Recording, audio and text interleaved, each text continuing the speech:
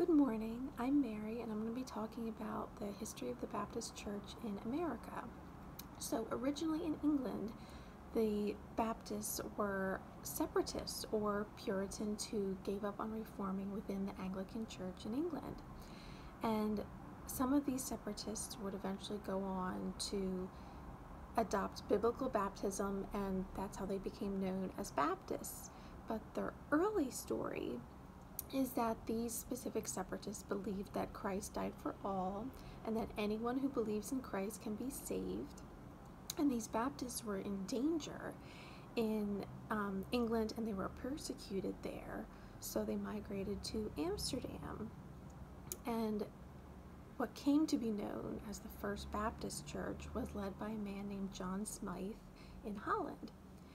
So they became close with some of the Dutch Mennonites there, and they grew to believe that Christians should be fully immersed and not just doing the infant sprinkling for baptism. And this is when the name Baptist came about. It's not from John the Baptist, it's from the actual act of baptizing. Now, these Baptists did not really like the name Baptist. They call themselves the Baptized Church or just the Baptized. So when they migrated to America, they came for various reasons: religious, economic, they just wanted freedom. Many moved to the southern colonies. There's even still a high percentage of Baptist churches there now. These Baptist churches became very influential in some of the 1700s revivals and the awakenings. And the whole idea of baptism, or the Baptist church, it attracted many small farmers and middle class and lower class people. And the church also welcomed slaves, which I thought was really interesting and unique.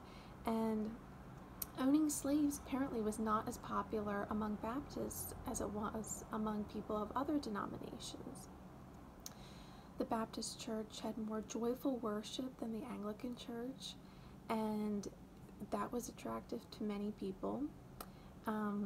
They were not forced to publicly confess their sins in front of everyone, and in some ways it enabled the lower and middle class freedom of expression, especially through the worship.